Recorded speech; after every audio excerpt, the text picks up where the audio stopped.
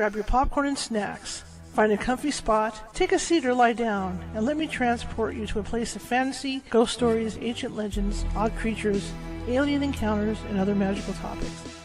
You may even decide to join the conversation. From faraway lands to your own backyard, with a small dash of pixie dust. Turn out the lights and open your minds. The journey.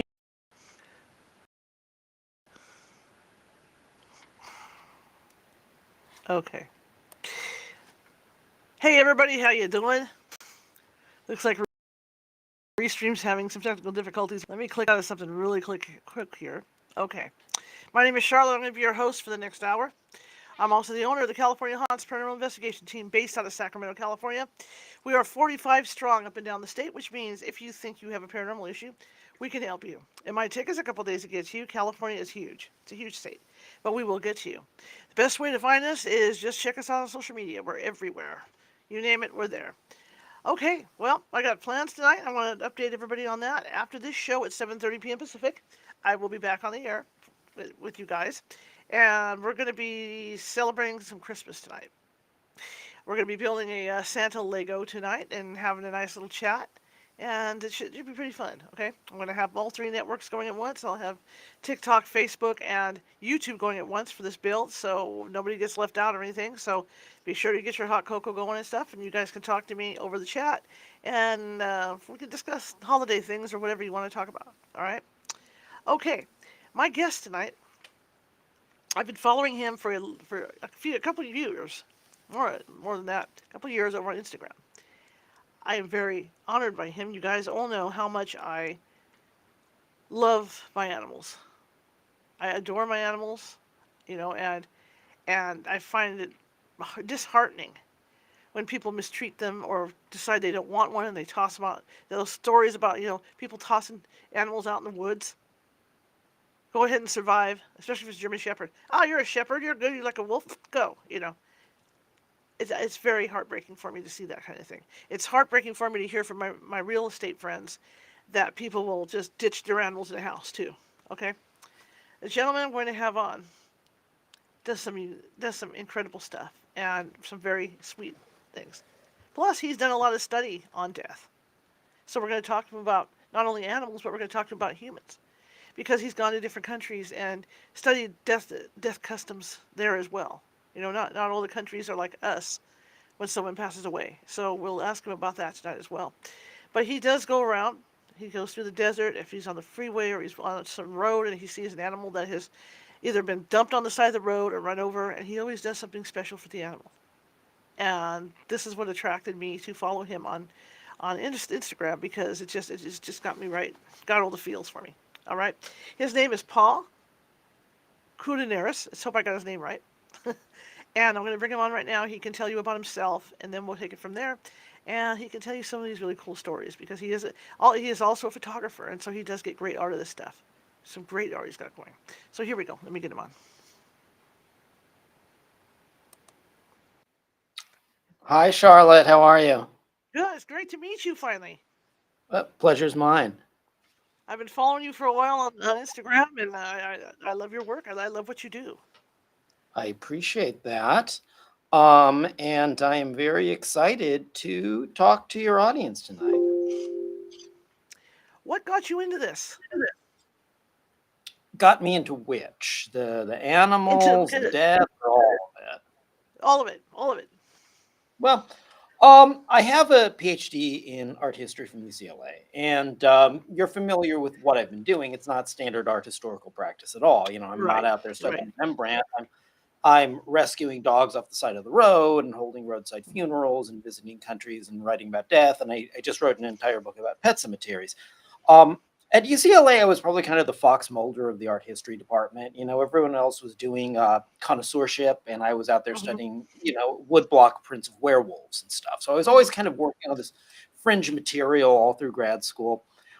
When I finished that degree, I was in Europe and in a church in the Czech Republic, not the church you think, a completely different church that happened to have a room filled with bones, not a famous one at all, but an absolutely lovely one, very spectacular, that had once been a part of the village's spiritual life.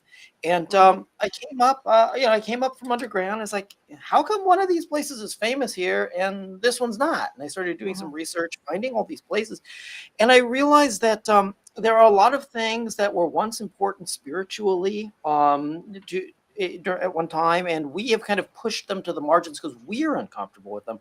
And that's what got me involved in the whole death studies thing. It's like Mm-hmm. studying this visual culture and this anthropology of death. um, we're uncomfortable, so we pushed it away. That doesn't mean it was not an important part of visual culture. And then the animal stuff, I've always loved them. I wrote an entire book. Well, technically, my cat wrote it.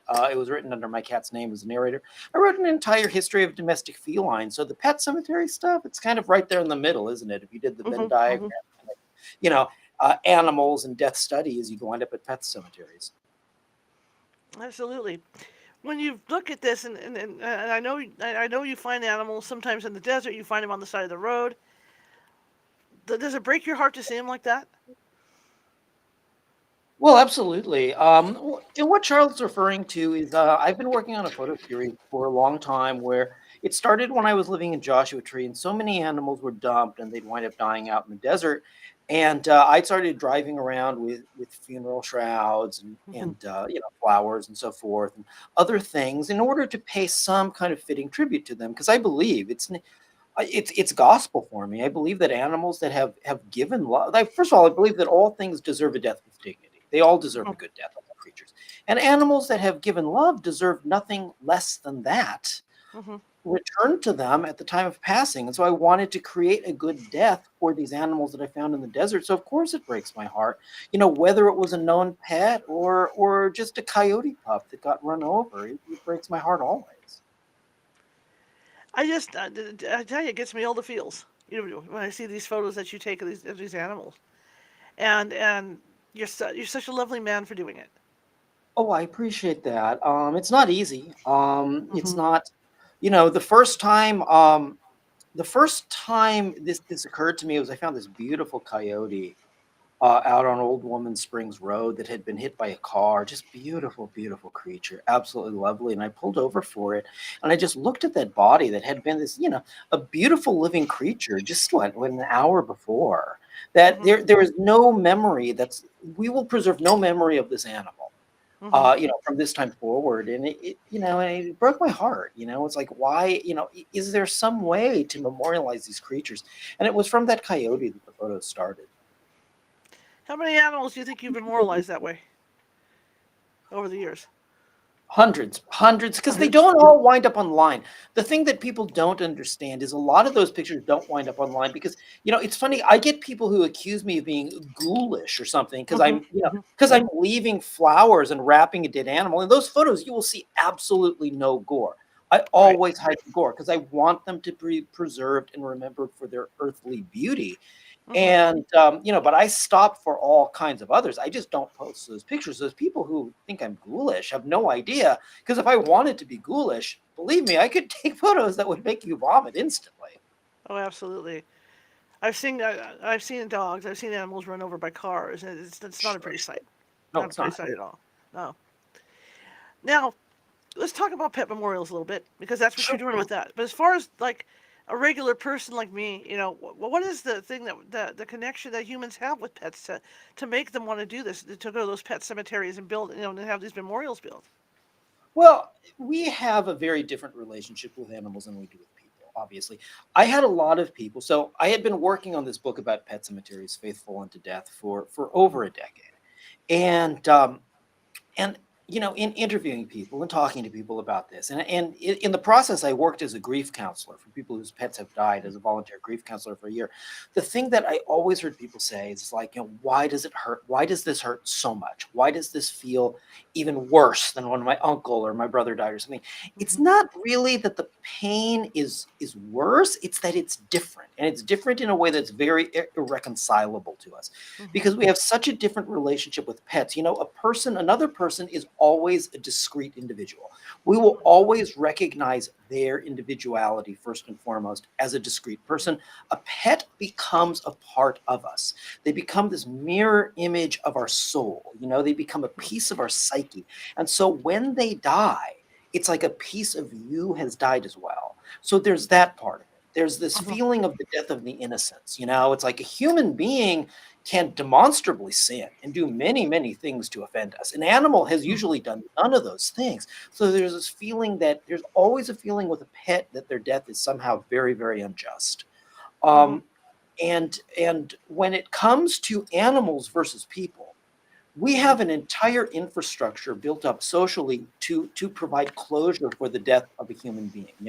It's like Mhm. the funeral, the wake, all this stuff that we go through, and that's not really for the dead. It's for the living. We don't have Mhm. that when it comes to animals, and so when a pet Right. dies, it's kind of like pat on the back. Okay, well, go back to work, and sorry about the dog, buddy, and good luck with it.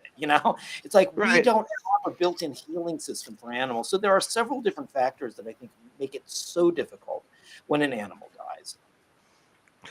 I think as we grow older too. I mean, I remember as a kid, because I was raised around dogs, and every one would die. My dad would go to the pound, bring another one in. You're happy because you're a kid. You don't know any better.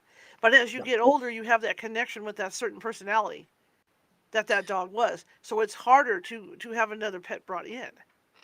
I agree with you. It's funny because I was what was it last week? I think it was I was on the radio show Coast to Coast, and the host Hmm. George had said to me, and it must be a lot more difficult for children when the animal dies. And I contradicted him. And I said, no, George, I don't think it is. And I think you're right, Hmm. Charlotte. I think it's much more difficult for the adults because we have a much greater context for understanding death. Hmm. Hmm. And there is this kind of maybe we could call it survivor guilt when Hmm. when you are an adult responsible pet owner and your Hmm. animal dies. There's kind of like, oh, I shouldn't really bring in another dog for fear of offending Buddy or offending what Right. Buddy had meant to me. And I've always said that when I was working as an animal grief counselor, I always told Hmm. people, no, that's untrue. You need to give yourself time for closure, obviously, before you get another pet. It will never be the same as with Buddy or Fido, but there's another dog or cat waiting to start another adventure with you in life that'll Yeah. be different, but it will be rewarding. You've heard of the Rainbow Bridge, right? The Right. famous. Um, Right. so I am the first person ever to track down the actual author of the Rainbow Bridge. That has always been anonymous. No one ever knew who wrote that. I Hmm. found her. She was at the time, she wrote it in the 1950s. It's that old. Hmm. She was a Scottish teenager who wrote it in the 1950s when her dog died. I got the first interview that she ever gave when I was Wow. working on this book about the Rainbow Bridge. And so at the end of this interview, I said to her, so Edna, I have one final question for you. What is your advice to someone whose pet has died? Because she wrote the Rainbow Hmm. Bridge.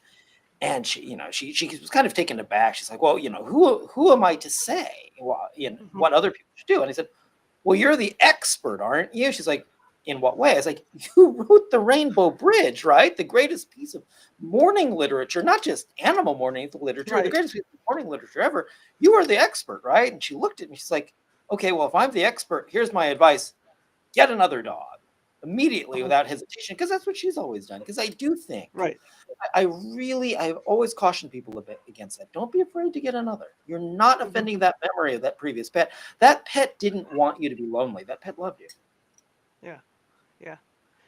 It's just a shame they don't live longer. That's what's sad about it. Like I have my 3 year. I had this one I got 2 years ago. She's 5 Yeah. now, and now the gray Yeah. hair is starting to come in. And so I feel bad when I look when I look at her because it's like, okay, you're getting up there again, and here we go again. The Well, last one I. Charlotte, yeah, it's a shame that we don't live longer too. Oh I yeah, mean, yeah, it's you play the game with the cards you're dealt. yeah, yeah, yeah, yeah, yeah. So when people go into I mean, a lot of people will go to extreme measures to honor their pets. I mean, there are pet cemeteries that have areas just like a regular cemetery. I mean, they've got the big tombstones and all that stuff. Sure. Sure. Well, something I should point out about the pet cemeteries, because they're not as big a deal nowadays as they were. Hmm. Nowadays, more people cremate. You have to understand that the heyday of the pet cemeteries was in the late 19th and early part of the 20th centuries, because culturally, cremation has a history too. Right. And, it was very popular in the pagan world. We kind of stopped doing it for a long time because the Christians didn't really like it. Right. And it only starts to become popular even for people at the end of the 19th century. So for pets, it was out of the question. It Mm-hmm. was nearly impossible to get a pet cremated. So most of the stuff that I study in that book, the bigger impressive monuments for Right. pets, it's older stuff now because, Mm-hmm. as I said, nowadays more people cremate than anything. But I like the cemeteries. I like the idea of having a gravesite to return to. And you're right that some people have made fantastic monuments for their pets. But the thing that really appeals to me about this topic is, there is this now universal truth that if you have loved an animal, if you've truly loved it, it does deserve this death with dignity. We've come to Mm-hmm. accept that as this gospel. But wherever you go through the world, because I had traveled from country to country to country, continent to continent, studying how people memorialize their pets, you will find that same truth. You'll find that same idea, but you'll find all these different variations. And that's what I loved about it, seeing the different regional variations to come to this, same point. Because not all pet cemeteries look like a little miniature version of a human cemetery. There was this beautiful cemetery in Helsinki, one of my favorites in Finland. It's out in the woods, and it's in the middle of the forest. You've got these hand painted wooden blocks with hand Mm-hmm. painted pictures of the animal and hand inscribed. Hand inscribed messages from the owners. In Juarez, Mexico, their pet cemetery, same tradition of hand painting, but a completely different landscape, desert landscape, and just rocks Mm-hmm. sitting along the ground with hand painted portraits of the pets and hand painted images, hand painted messages from the owners. And I love that. It's one of the things I love about the pet cemeteries is not how they replicate human cemeteries, but how they're different, and how that Mm-hmm. difference to me is so much more expressive and Mm-hmm. honest and intimate. Okay. Interesting. Now, speaking of your travels around the world, Yeah, you have some interesting places that you have gone. sure. And just recently, you had that pictorial of the family that was redressing the little girl. Sure. Let's talk about those kind of customs Sure. for here. So, prior to the writing the cat book and writing the Pet Cemetery book, I had written three books that explore different elements of the visual culture of death, and they're as much anthropological as they are historical. Hmm. One of them was about European charnel houses. There was another one about Baroque bejeweled skeletons, and one was a more global survey. And one of my favorite practices, the one you referred to, is called Menene, and it's in Indonesia. It's only in Tanah Toraja, which is a certain section, a district of the island of Sulawesi. And it's become kind of famous online. Have you ever seen pictures of people in Indonesia where they're standing next to their mummified relatives, or they're cleaning them off or they're redressing them? So the Menene is the mummy festival in Tanah Toraja, and they don't just dump their dead in a ditch and a pit or a hole and bury Right. them over and stick a tombstone on it. They keep them in a family crypt. And whenever the family the Menene is usually in August. There's no set date because it depends on when the crops come in. Because when the crops come Hmm. in, which is usually in October, then they have free time to deal with the dead and perform some form of ancestor veneration. And so whenever the family feels like it's the right year for it, they'll take those dead, whichever ones they want to see, again, Hmm. whichever they feel need their attention, they'll take those dead people, those mummies out of the family crypt, and they will meticulously clean them off. They'll give them new clothes and they will tend them. And I think it's absolutely beautiful because the dead are not forgotten. They're not kicked out of the social Hmm. circle. They're not kicked out of the family circle. In the process of redressing them, they will talk to them. They'll tell them about village life. Everybody will come over. And it's not what people think. It's not some, like somber funereal thing. Like people are joking around. They're putting little, the kids will come and they'll put funny hats on grandpa and take selfies with them and stuff. And because the dead are not really gone in a scenario like that, they're still a part of the family unit. They're just a silent part of the family unit. The first time I went to Taraja, I had a guide that I had hired to drive me around the island and find some of these places for me. And we had gone to visit a home where a family had found in a cave. They said they had heard a voice calling to them. They didn't know what it was or where it was coming from. And so they went out into the woods and they found in this cave a mummy of a little girl. They had no idea who she was, no idea where she came from or how she got there. They just found this mummified little girl in a cave. And so they took this girl in and they kind of adopted her as their mummified daughter, one of their family unit. They're dead. And they kept her mummy in their home. And, they kept her displayed, and they would, dress her nicely, and they'd keep her displayed in this little box. And so we went to visit this family, and I interviewed the family, and I talked to them about that mummy and the discovery of her and what she meant to them as kind of their surrogate daughter. And as we were leaving, I said to my guide, I said, is it at all unusual to keep a mummy in the house, like in the house itself, to keep a mummy in there with you?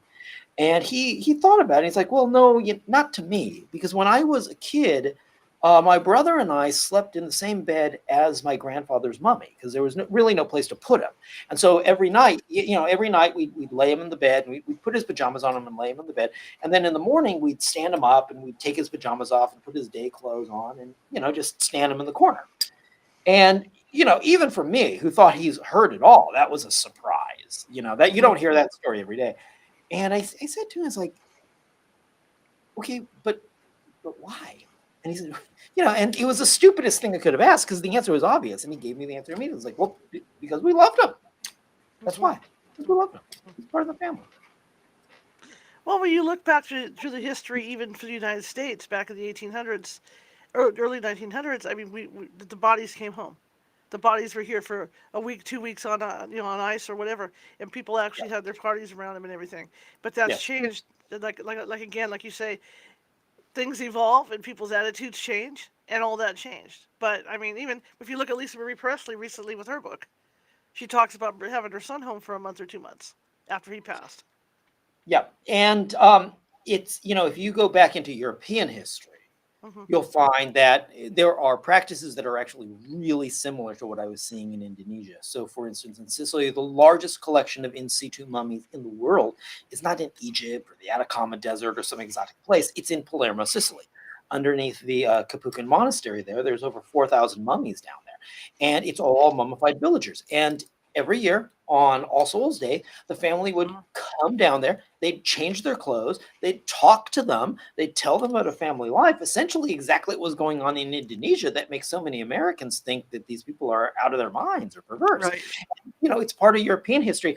I like to compare it to because, okay, so what happened is, especially around the early 20th century, we started changing everything in Western culture.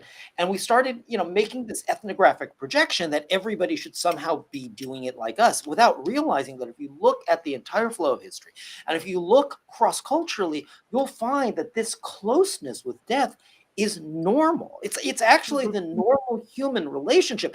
We're the weirdos who changed it. Right. We're the weird ones, not these people in Indonesia, not these people in Palermo, Sicily in 1750. They were actually doing something that people had been doing for a long time. We're the weird ones. And when you think about, say, like Norman Bates, it's like, well, okay, we'll leave out the murder part because that's a little bit of a nasty work. Right. But this idea that he's preserving his mother's mummy and tending her, when Psycho comes out, by that time, there's only one solution. This man has to be certifiably insane. And he gets locked, he's locked up at the end of the movie. He is certifiably insane. And the biggest proof that he's certifiably insane is that, he's still tending his dead mother and he's got the mummy there. Well, depending on the culture you're in and depending on the time period, actually doing that might just make you a model son.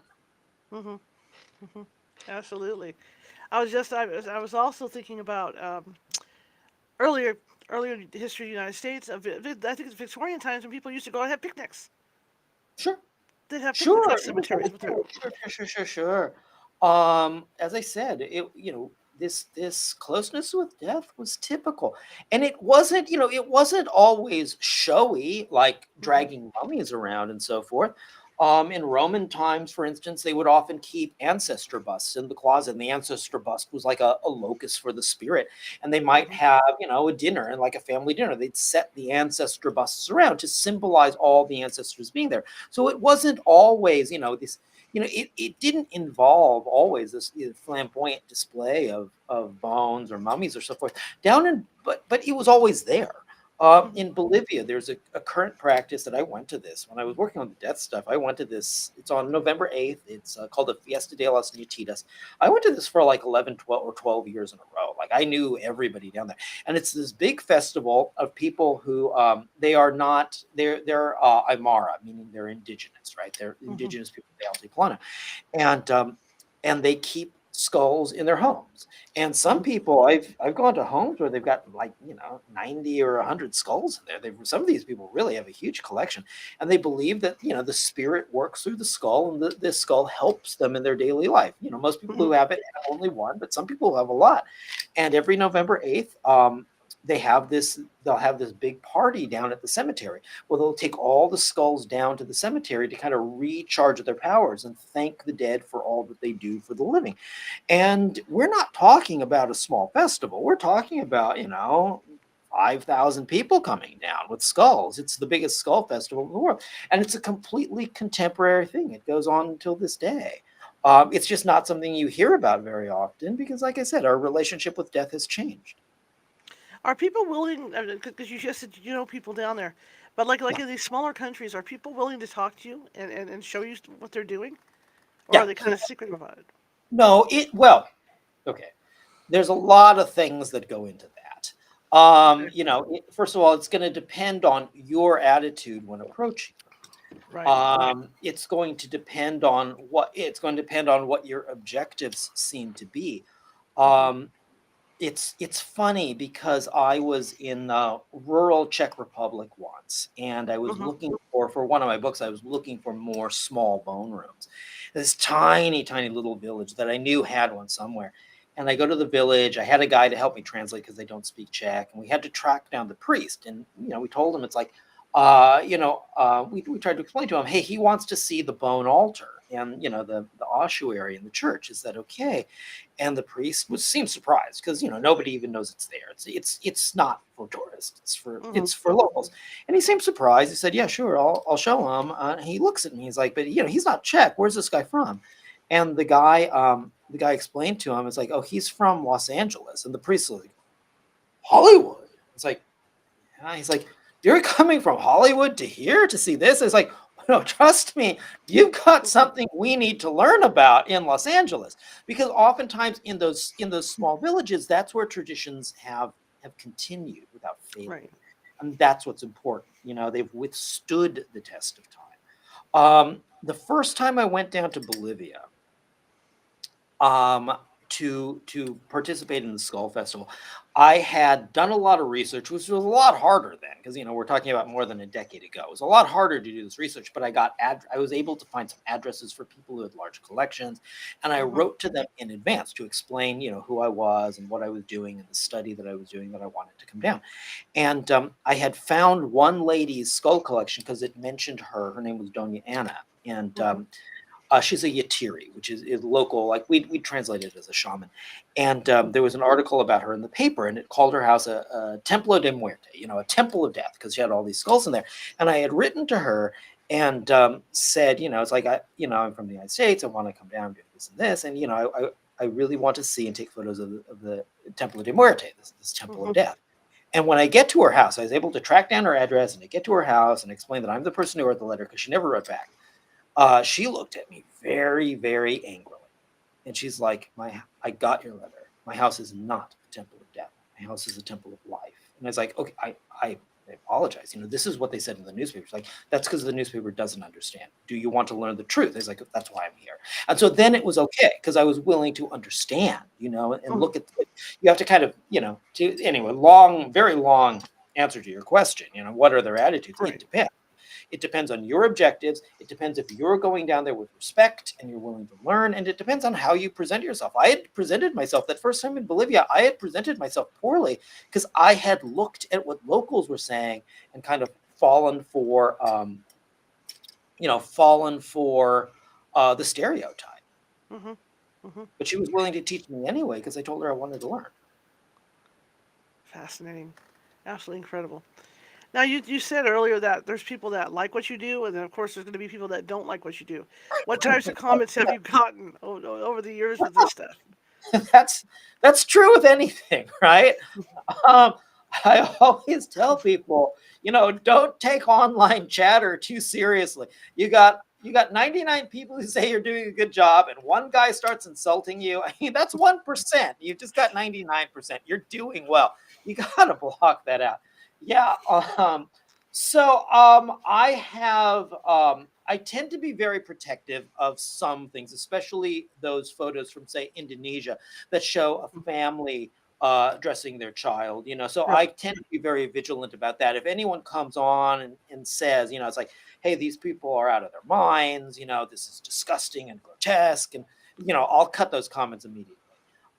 Because we have to respect the family. When it comes to my own work and going around and providing memorials for animals in the desert and so forth, Mm-hmm. they can comment however they want. If they need a response, I'll give them one. I've had a lot of people tell me they think I'm out of my mind.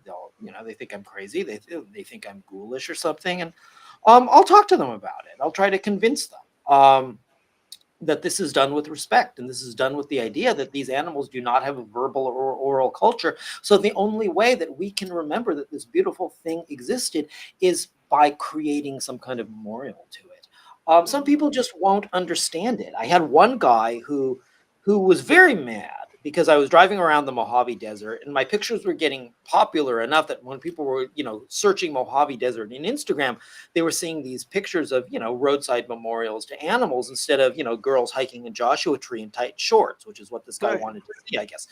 And he made some comment. It's like, well, I think this is disgusting. It's like, why don't you just do the natural thing and dig a hole and bury them? It's like, Mm-hmm. wait a minute, that's not the natural thing. That's actually highly unnatural. Nature doesn't do that. Nature leaves them on the side of the road, which is where I'm actually leaving them because I'm not Mm-hmm. moving from where they were killed.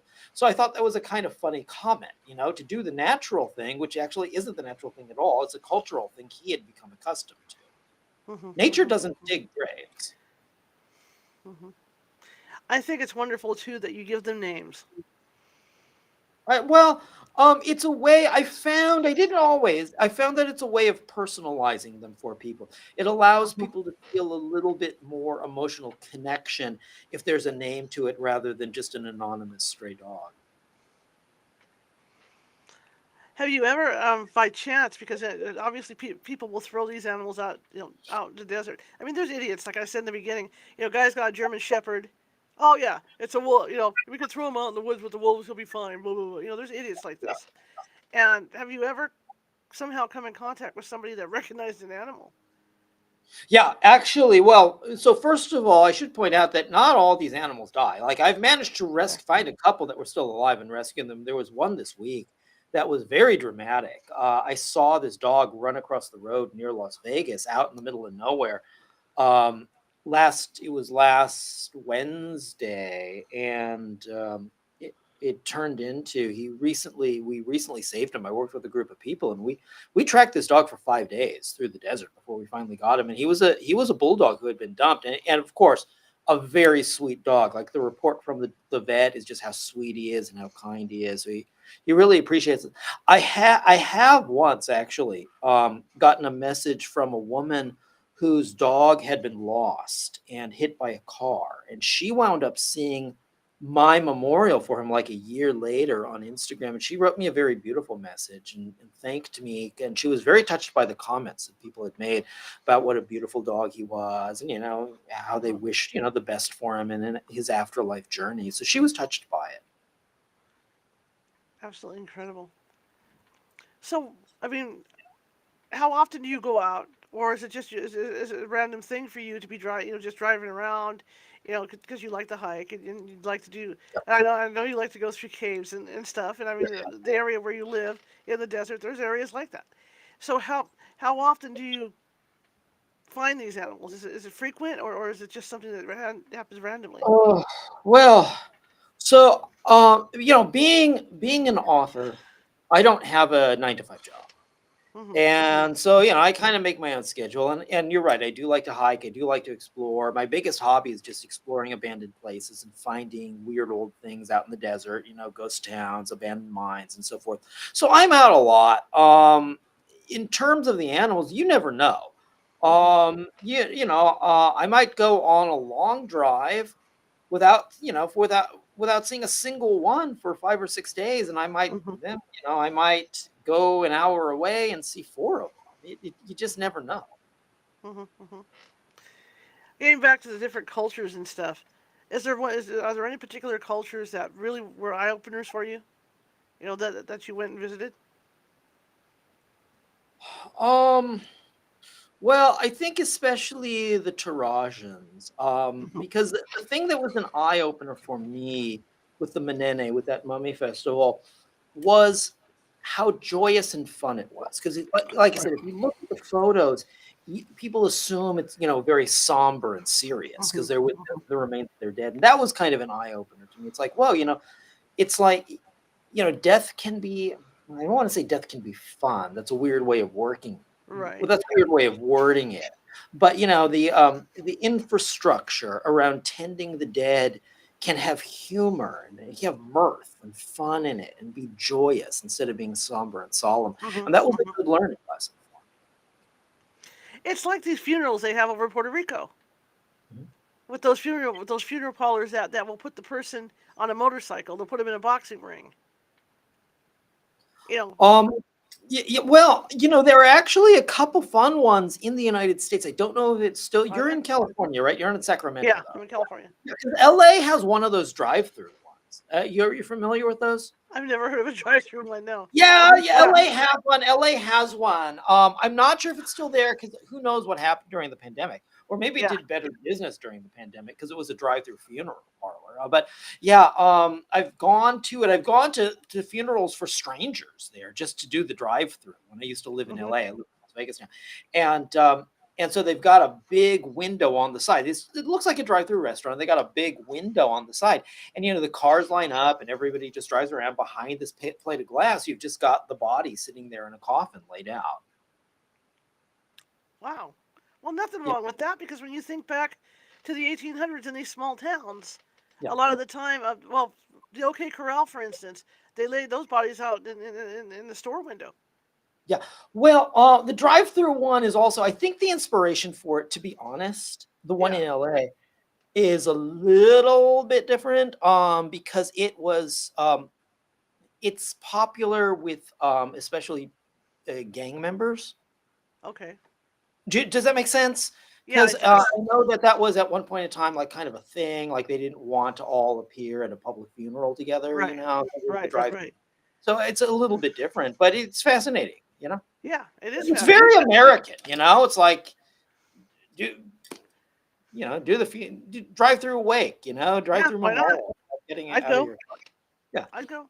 I would. Well, like I I would said, go. I've gone to strangers' funerals. I've just pulled my car up and driven through. Yeah.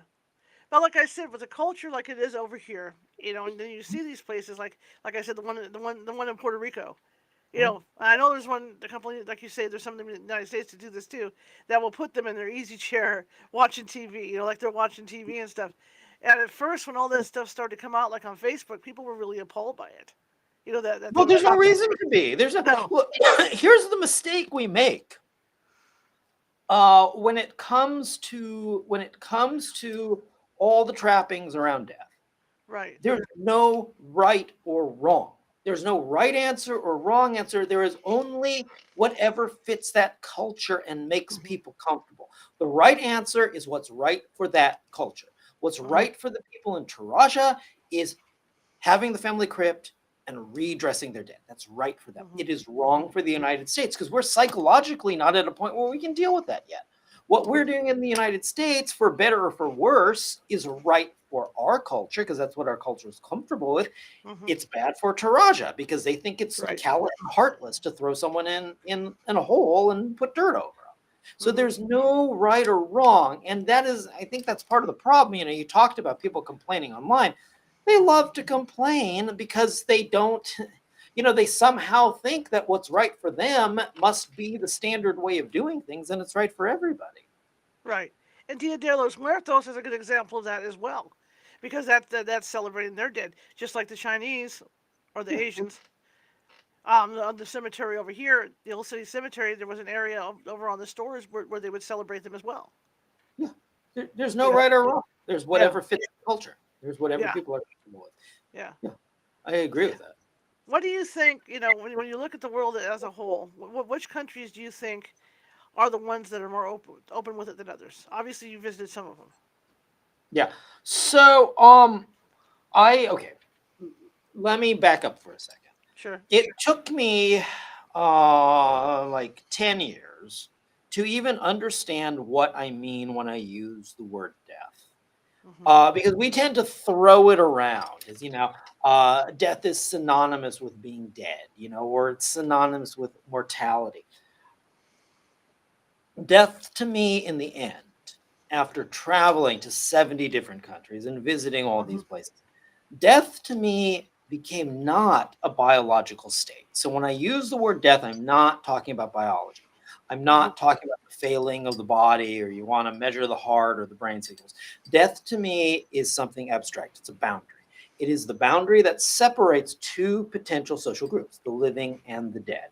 So death is that boundary between them. And because of that, because death is an abstract, death can be in different places, in different cultures. And when I tell people that, they either understand intuitively what I mean or they just don't get it. What I mean is death, being dead, is pretty much the same anywhere in the world you are, because that's a Hmm. biological state. Death, that boundary, however, is not set because it's abstract. So death in Taraja is very different than death in the United States. Death in Hmm. Bolivia is very different. Death in Mexico is different. The boundary is different. And in some of these places, like in the United States, the boundary tends to be, it tends to be impermeable. It's this wall, this Maginot Wall, which you cannot pass. In other cultures, that boundary tends to be open, and so there's a dialogue with it. You're either shutting down the dialogue with the dead, or you're opening up and allowing the dialogue with the dead. Backing up and saying that, the places where I think it is the most open, once again in Taraja, for Hmm. absolutely sure, with the Menene, because they're not just having the dialogue, they're physically handling the dead. The Hmm. border is very open in Mexico as well with Dia de los Muertos, although they're generally not physically handling the dead. In some places they Hmm. are. In Pamuch, I was down in Pamuch last year, which is the one city in the Yucatan, where they do the cleaning of the dead and so forth. And so they do take out all the bones and so forth. But I would say in Taraja, because the dialogue is open and they're physically Hmm. handling the dead, I'd say there's no barrier at all. Hmm. Hmm. I was thinking about New Orleans too. They seem to be a little more open in the way they handle death there as well, right? Yeah, well, we make there is a mistake, and I'm already guilty of it in talking to you, that we make when we discuss this subject, because we tend to stereotype, a country or a culture as being all one thing, and it's not. Hmm. The United States is such a vastly big country that you will find regional variations Hmm. on how they deal with that. And even those regions, you'll find Hmm. variations. In the southwest of the United States, because we have more of an influence from not just Latin America, but also from Asia. We've got Hmm. maybe a very different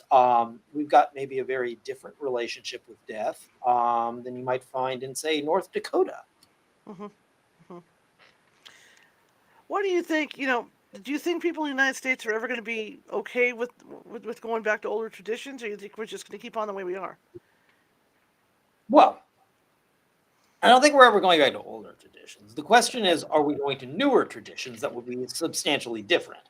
Hmm. It's kind of, there's kind of a pendulum that swings back and forth. How far it's going to swing in the other direction, I don't know. Hmm. I think after World War One and through World War Two, and you got to remember too, there was a lot of trauma, both for Right. Europe and the United States, about so many people dying that it did kind of push us away. There's something about our socioeconomic system as well that pushes us away from the openness with death, just because capitalism is involved in, capitalism is a futures market, and nothing connects you to the past like death, right? Right. Having the death around. So we will change. We are always changing. We will continue to change as we become more accepting of foreign traditions, and as immigration brings more people and different cultural ideas into our country. How far we're going to change, I don't know, but we will change. We're always changing. It's just that sometimes the change, is so microscopic as to be immeasurable. Hmm. Well, I We will mean, things have already changed, like you were saying earlier about cremation, and how Yeah, they felt about it. I remember my mother being Catholic, and I remember when we decided to buy, get her set up for her future eventual death, and we had a big battle over it because she wanted the big casket and everything else because she's Catholic. And then yeah, when the church went ahead and said, "Okay, you can cremate now," yeah, I showed her the article, and she goes, "Okay, I'm fine with it. As long as the church gave permission to do it." right, But I right. think it's become okay for people, like you say, with their pets. I have like two of my pets here with me, that, Yeah. that I've cremated, and it's becoming more and more okay for people to bring Uncle Bob home, or bring Dad home, and have him in the closet or wherever, with the dog's ashes and all that. So people are okay with that. But like you say, they're not okay with the bones, which you can kind of see, you can in Yeah, this well, image. yeah, But there's still, there's a big jump, because then yeah. you're coming, because the ashes are so intangible, and now you're Hmm. talking about jumping to something that is really a tangible relic. And I Hmm. think for many people, that's where they draw the line. It's like when they can see with their own eyes, the reality of that person. I think Hmm. the ashes are so intangible. I think it's a lot easier for them. I think it would be quite a big jump for us to have Uncle Bob's skull sitting around. Not that being said, I mean, I get messages from people all the time saying, you've done this death work. Do you know, my grandfather's going to die. We both agree that I should take his skull. Do you know where I can get it done? And it's like, it's really, really hard to do. The United States doesn't Right. like that kind of. But there are a lot of people who want that change. A lot of them. Hmm. I think inevitably, we'll get a lot closer to that. But as I say, Right. it's just a question of how long it takes that change to occur. And there's so many And wonderful. Go ahead. Yeah, go ahead. and also, is there some sudden spur to it? Right. Is there something that happens that is dramatic that causes for people, a eureka moment? It's like, hey, that thing that happened just shows us. I don't know what that would be, but that thing that just happened shows us that it would be Right. really, really loving to have your father's skull sitting next to your bed. Is there Right. some unexpected spur that happens? Right. Right. Or I was just thinking too. There's so many wonderful ways to honor them now. Like I have the thumbprint of my mother, around my Right. neck. Or you can get those rings. You can get the diamonds made Yeah, out yeah, of the ashes. There's so many ways to do this. So maybe people are opening up a little more to stuff, to having them around them. So who yeah. knows what's going to happen? It may shift back. And like you say, it would take something to spur it. Well, who knows? Maybe someday there won't be any funeral homes. Something's going to happen that way, and then people have to deal with it themselves. And then it's going to go Well, that way. the problem is that the retarding element in this Okay. equation is the funeral industry, because there is so much money at stake.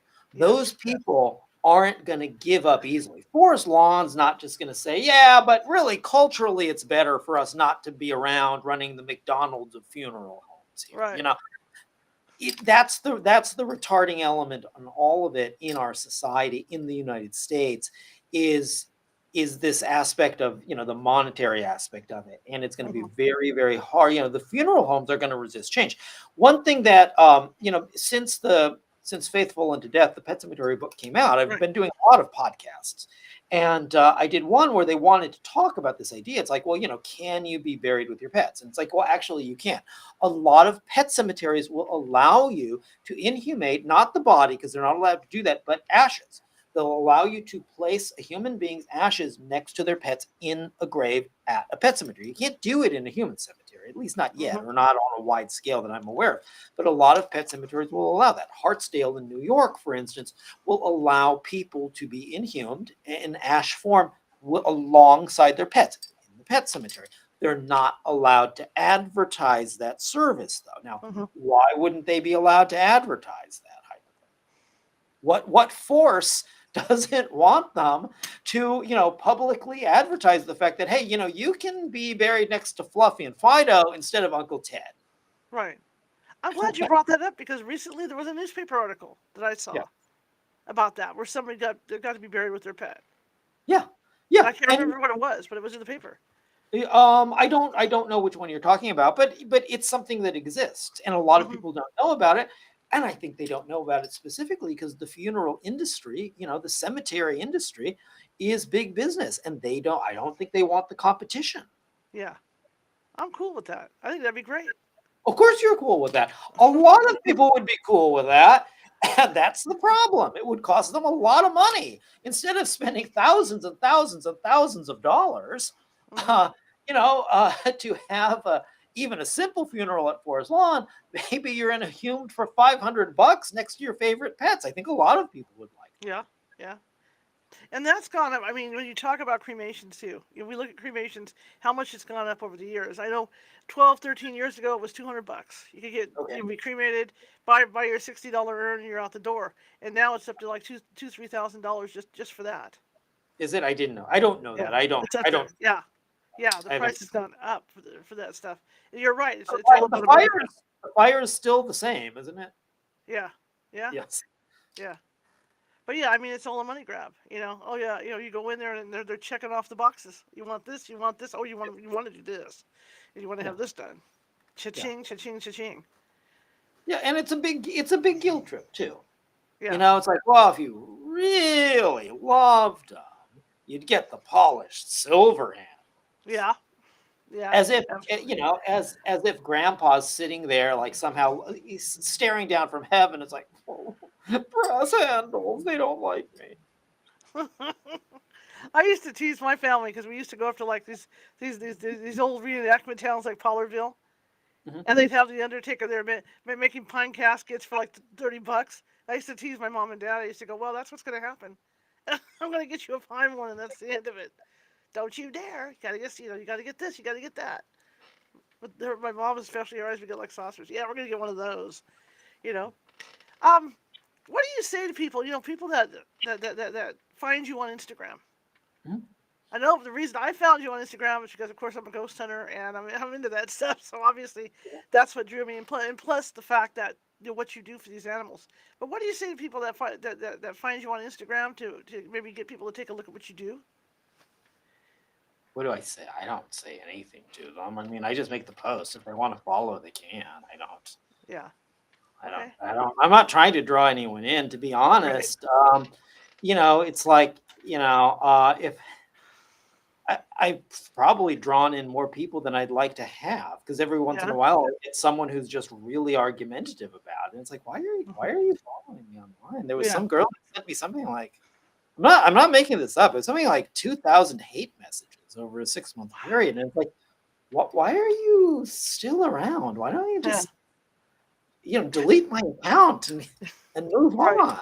Right. I understand. How Yeah. about this question? I know where you live, so I'm going to pose. I pose this question to everybody, not just you. Okay. You're on the strip in Vegas, I live and you close to got it. yeah. Okay, you're standing on the strip in Vegas, and you have a little bookstore with all your research and everything in your books. There's some other guys out there that do similar stuff to you as you do. How do you draw people in? Because that's what they do. They hand out the little cards, right? In Vegas. How do you draw people into your store?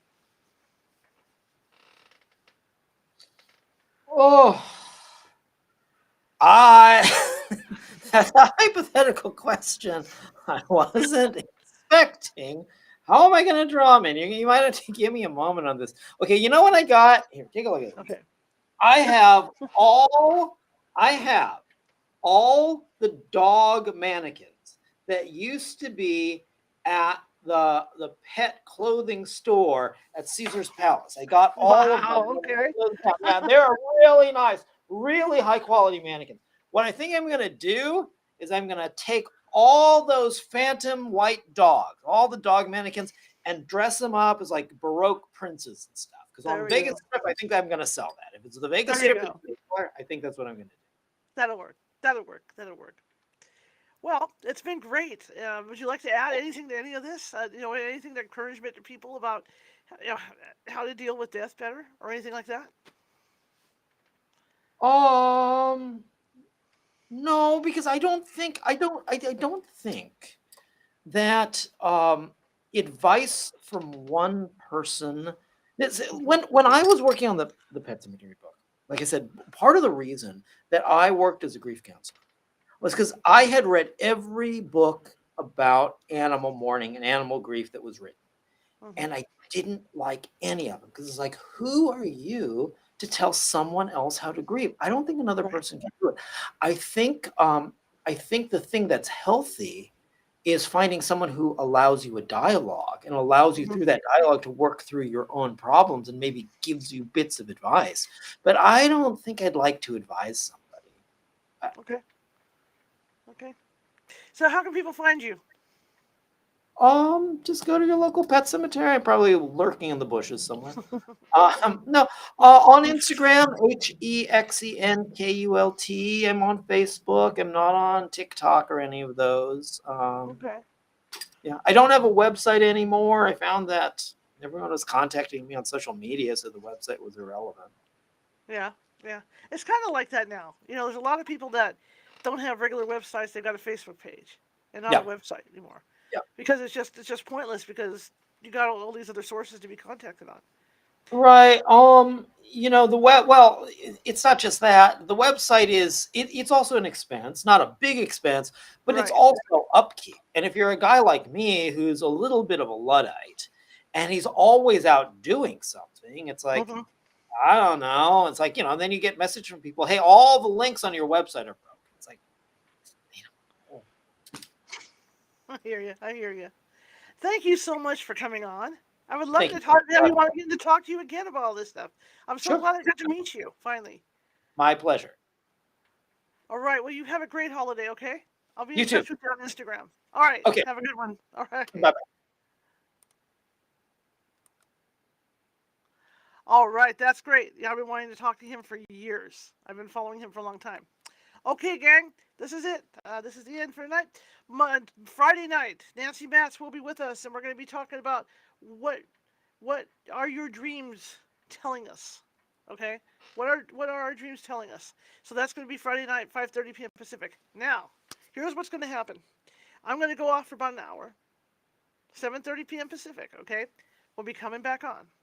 I'm going to be broadcasting live tonight. I'm going to be building a Lego Santa sleigh. It was a gift given to me by somebody. I need that time to get things set up. Make sure you guys can see me clearly over there in the other room.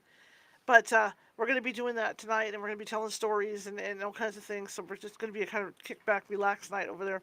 And so come on over, 7:30 p.m. Pacific. I will be on. Camera's ready. I'm going to be running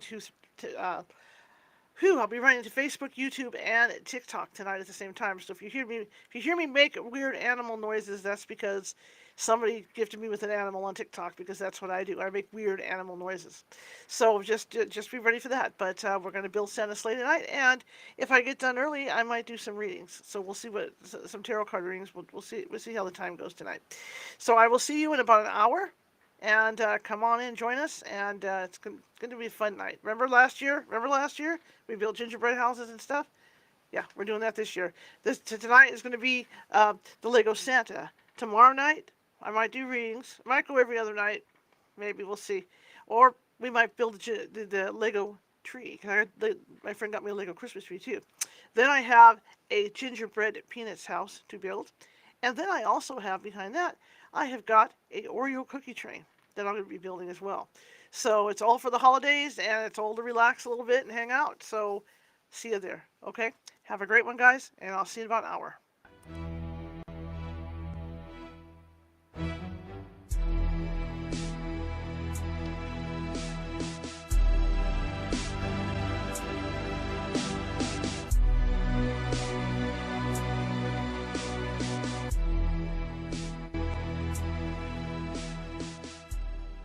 grab your popcorn and snacks, find a comfy spot, take a seat or lie down, and let me transport you to a place of fantasy, ghost stories, ancient legends, odd creatures, alien encounters, and other magical topics. You may even decide to join the conversation. From faraway lands to your own backyard, with a small dash of pixie dust. Turn out the lights and open your minds. The journey